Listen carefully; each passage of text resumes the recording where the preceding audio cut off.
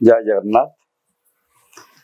महाप्रभुंकर आड़प विजे परे षष्ठी तिथि हुए हेरा पंचमी।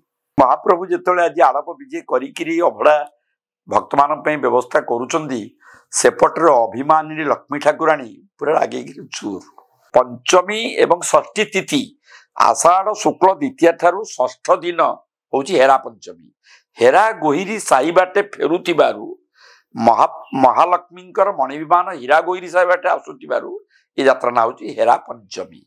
हेरा अर्थ देखिबा महालक्ष्मी तांकर बड़ भौणी विमला मोहचूर्ण नहीं सी आसती आज्ञामाल पाइक आसती आसिकी मणिमान आसिकी आपणकर जाइकिरी मने पकांती महाप्रभु को जगमोहन रे कौन तमें मत विवाह करी तमें गईठाल फिटिनी तमें पलि आसिल निजर भौणी की धरिकी तुम भौणी एत निजर है मुझ तुम किसी हेले ना आउ ठीक अच्छे तमें एथर जीवाई व्यवस्था कर तथास्तु कर भगवान जगन्नाथ बड़ ठाकुर बड़ घर जी मुरबी सी सम्मति प्रदान करती। फल महालक्ष्मी जगमोहन मणि विमानटी आसे नंदीघोष रथ पाखक एवं क्रोधरे से रथर काठ खंडे भांगिकी से नियंती एवं कही जाती जे तमें कौ दिन आसो कह ना मुझे दशमी दिन जाइए पहुंचबी। अर्थात षष्ठी तिथि हेरा पंचमी यात्रा सरला सप्तमी दिन महाप्रभु रथ दक्षिण बड़ हम। महाप्रभु रथर जो दक्षिण बड़ हम अर्थात उत्तर को मुह कर से महाप्रभु आज्ञामाल आसला रथ दक्षिण बड़ हम।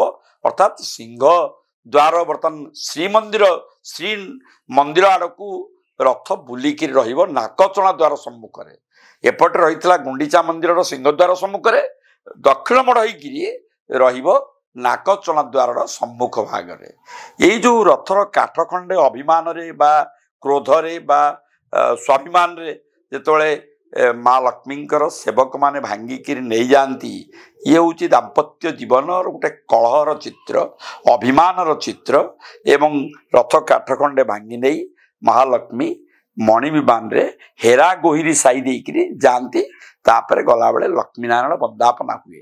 तेणु लक्ष्मीनारायण वंदापना ये हूँ लक्ष्मीनारायण कलिर गोटे अंश विशेष। नीलाद्रि विजय दिन लक्ष्मी नारायण भितर कली हुए जे तमें मत छाड़ी चलीगल तुम भौणी की नल ये जो स्वामी स्त्री भितर जो लक्ष्मी नारायण भितर जो सांसारिक मोह बंधनर जो चित्र ताहा एथिरे प्रतिफलित हुए।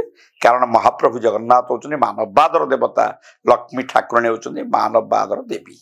तेणु ये हेरा पंचमी होची गोटे मानवीय लीलार एक प्रतीक मात्र। जय जगन्नाथ।